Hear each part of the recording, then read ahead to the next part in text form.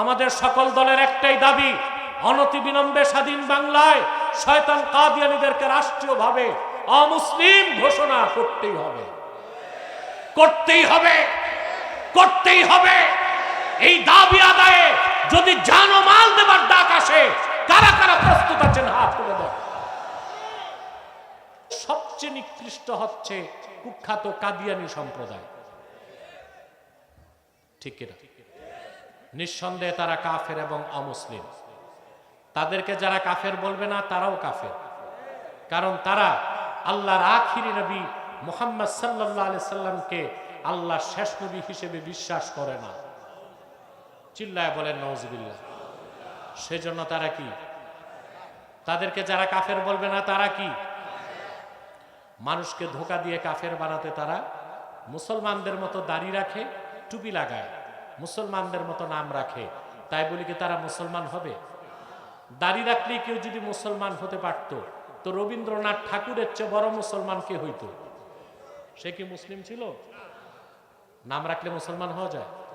টুপি লাগাইলে দিল্লি পার্লামেন্টে হিন্দু এমপিরাও তো টুপি লাগায়, মুসলমান হবে? দাড়ি রাখলে মুসলমান হওয়া যাবে? নাম রাখলে মুসলমান হওয়া যাবে? এক শয়তান বোতলে পেশাব করে উপরে লেবেল দিছে শরবত, এটা কি শরবত হবে? ভিতরে কি?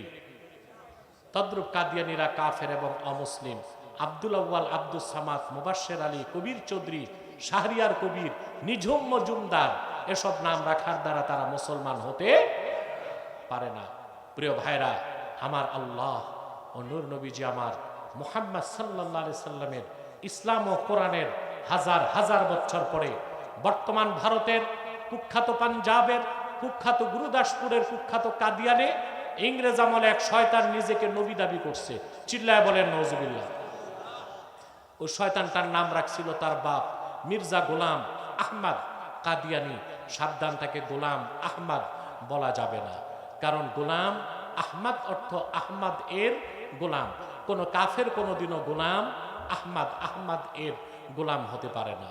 আর কাদিয়ানের কাজ্জাব ছিল শেষ দরজার কুখ্যাত কাফের, ইংরেজদের পা চাটা গোলাম। সে গোলাম আহমদ এর গোলাম ছিল না, সে ছিল কুখ্যাত শয়তানের কুখ্যাত গোলাম। কাদিয়ানের কাজ্জাব, মিথ্যা নবুয়তের দাবিদার মির্জা গোলাম শয়তান কাদিয়ানির উপর গজব এসেছে 1908 সালে।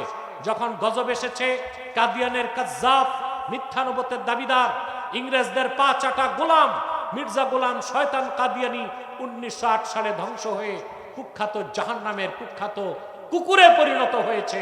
তার অনুসারীরাও ধ্বংস হয়েছে। বর্তমানে কিছু কাদিয়ানি বাংলাদেশে আছে। এই পর্যন্ত তারা 100 সেন্টার করে ফেলছে। নাউজুবিল্লাহ বলবেন না? নাম পরিবর্তন করে করে মিথ্যা পরিচয় দেয়।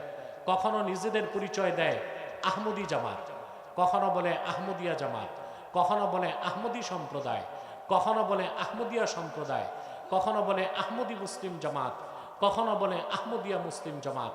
সাবধান, যত কাদিয়ানি ছিল আছে থাকবে, তারা কেউ আহমদি জামাত নয়, আহমদিয়া জামাত নয়, আহমদি সম্প্রদায় নয়, আহমদিয়া সম্প্রদায় নয়, আহমদি মুসলিম জামাত নয়, আহমদিয়া মুসলিম জামাত নয়।